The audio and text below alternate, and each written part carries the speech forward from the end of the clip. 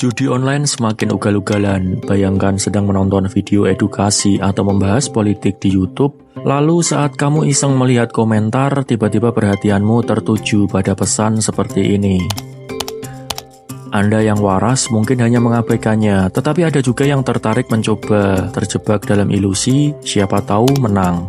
Komentar seperti ini membanjiri setiap sudut YouTube saat ini, menjajah ruang diskusi yang seharusnya dipenuhi apresiasi atau obrolan yang sehat. Tetapi, apakah Anda pernah bertanya-tanya kenapa begitu banyak spam judi online memenuhi kolom komentar? Dan lebih penting lagi, bagaimana strategi di balik invasi ini?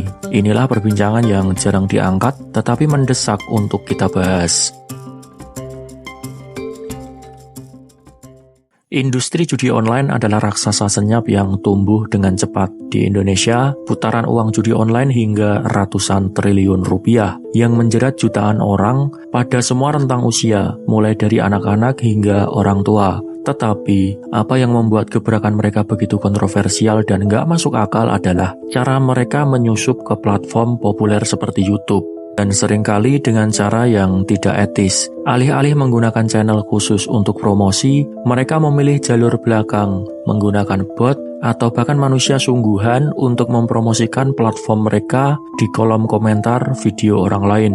Bukankah ini sangat meresahkan dan cukup nekat? Pertanyaan yang mengganggu pikiran adalah kenapa mereka sebegitunya? Kok bisa kepikiran untuk promosi judi online di kolom komentar video orang lain? YouTube dirancang untuk memprioritaskan keterlibatan atau engagement. Setiap komentar, like, atau klik memperkuat posisi sebuah video di algoritma pencarian. Semakin ramai kolom komentar, semakin besar kemungkinan video tersebut direkomendasikan ke lebih banyak pengguna. Sayangnya, sistem ini tidak bisa membedakan antara komentar asli dan spam. Pengiklan judi online memanfaatkan celah ini dengan memprogram bot untuk membanjiri komentar, menciptakan ilusi aktivitas yang tinggi. Komentar-komentar tersebut sering menggunakan pendekatan yang menyamar sebagai testimoni, seperti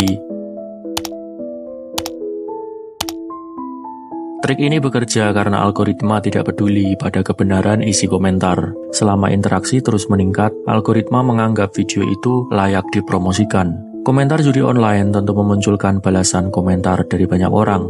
Semakin banyak orang membalas komentar promosi judul tersebut, semakin populer promosi tersebut yang pada akhirnya akan muncul di kolom komentar paling atas. Ini trik lama tapi selalu efektif mengelabui kita. Jika promosi sudah berada di posisi teratas, maka akan muncul yang namanya awareness atau kesadaran. Awareness ini seperti tebar jala. Semakin banyak orang menyadari kehadiran promosi judul, semakin besar kemungkinan ada korban yang terjebak. Tapi ya, kalau tebar jalannya di konten edukasi atau bahkan melawan judi online, saya pikir ini keputusan yang... Salah satu alasan mengapa banyak orang tertarik pada promosi semacam ini adalah karena prinsip social proof.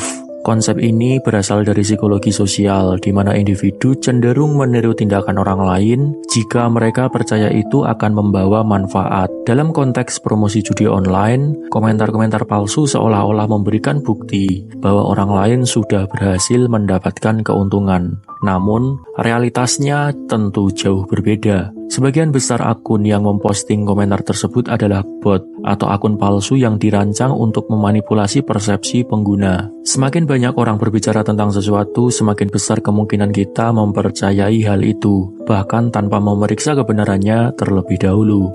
Inilah yang dimanfaatkan oleh pengiklan judi online. Mereka memanfaatkan kelemahan kognitif manusia untuk mendorong tindakan impulsif.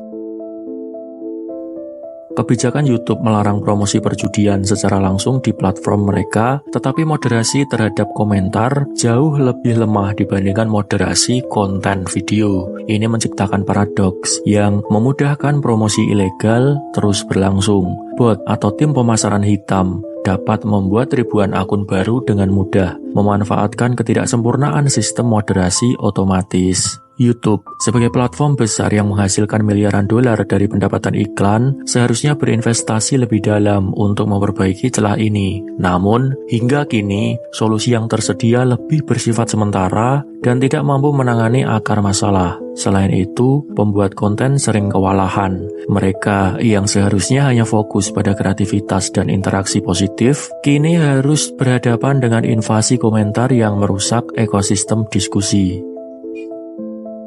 Satu komentar yang terlihat tidak berbahaya bisa menjadi awal dari spiral kehancuran finansial bagi individu yang mudah tergoda. Judi online meskipun legal di beberapa negara, tetapi memiliki tingkat resiko yang tinggi. Banyak pemain yang tergiur dengan janji kemenangan besar hanya untuk berakhir kehilangan tabungan hidup mereka. Beberapa efek samping dari promosi semacam ini adalah yang pertama, ketergantungan finansial. Mereka yang mencoba sekali, seringkali kembali, berharap menutupi kerugian sebelumnya, menciptakan lingkaran setan utang dan kehilangan.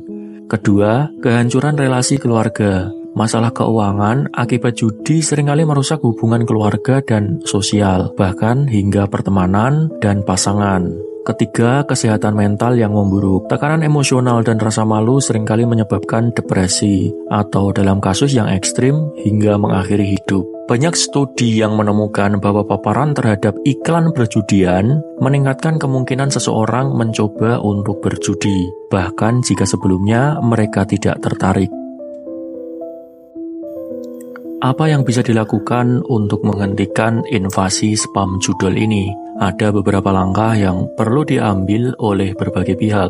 Algoritma yang lebih cerdas harus dapat membedakan antara komentar yang organik dan komentar spam berbasis pola. Selain itu, meningkatkan kesadaran publik tentang bahaya promosi judi online dapat membantu mengurangi dampaknya. Kampanye edukasi tentang cara mengenali spam dan penipuan perlu lebih diperluas. Kemudian yang perlu dilakukan adalah pemerintah harus menindak situs-situs judi yang menggunakan praktik pemasaran ilegal dan merusak, terutama spam di kolom komentar YouTube orang ini.